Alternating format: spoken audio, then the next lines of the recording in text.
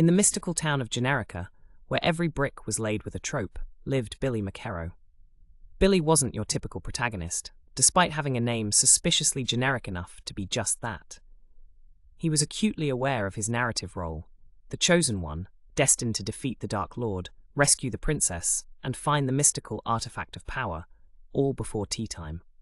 It wasn't by choice, it's just how stories in Generica played out, every Tuesday and Friday. Morose about his predesigned fate, Billy walked down plot progression lane towards Destiny's Cafe. Here, the barista of foreknowledge, a wizened old man with a suspiciously pointy hat, would tell him, with uncanny precision, where the Dark Lord was, typically always in the last place anyone checked. By design, of course.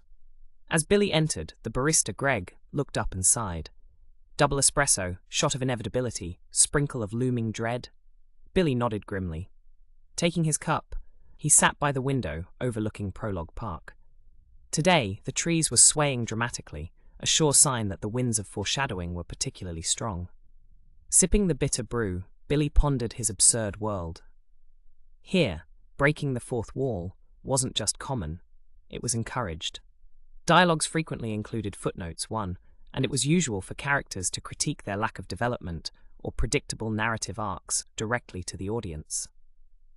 Speaking of predictable, in stormed Cindy, the warrior princess, who by narrative law was required to fall madly in love with Billy. She wore her armor to Starbucks, clanking melodramatically with each step. "Oh, Billy," she swooned, entirely against her will, a sidebar informed, "I am inexplicably and irrevocably drawn to you, though I've consistently demonstrated far more complex tastes in men." Billy rolled his eyes.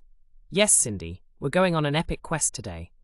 Scripted battle, then a heartfelt revelation by the campfire about my dark past, yours tomorrow. It's in the schedule."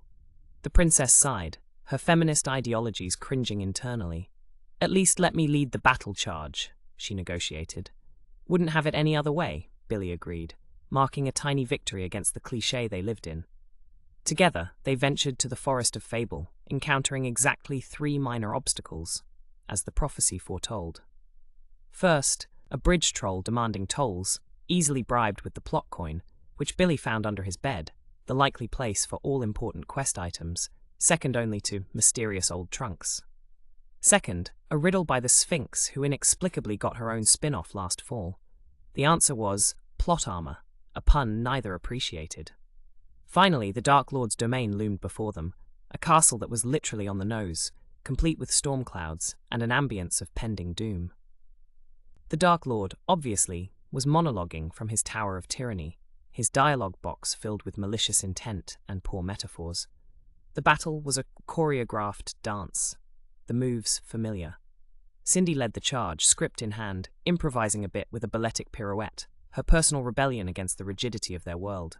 Billy faced the Dark Lord, who paused dramatically before declaring, "Ah, Billy McKerrow, we meet at last for the penultimate time." "Wait, penultimate?" Billy frowned, passing the script. "Aren't we supposed to end this today?" "Oh, dear boy," the Dark Lord chuckled nefariously. "Didn't you get the memo? Sequels are all the rage. We're only halfway through the franchise." Stumped, but not surprised, Billy sighed deeply, contemplating his contractual obligation for a trilogy. He decided then and there to have a word with the author, perhaps over coffee tomorrow. Cindy clapped her hands. "So, same time next week for the ultimate battle?" "Yeah," Billy raised his sword in salute. "Same time, same existential crisis." As they walked off into the sunset, literally, since the set lights dimmed too early, a narrator mused aloud. "And so, our heroes stride forward, bound by fate and Fran Moore." Chising writes, ever hopeful that one day they might find a plot of their own design. In Generica, that was as close to a happy ending as one could realistically hope for.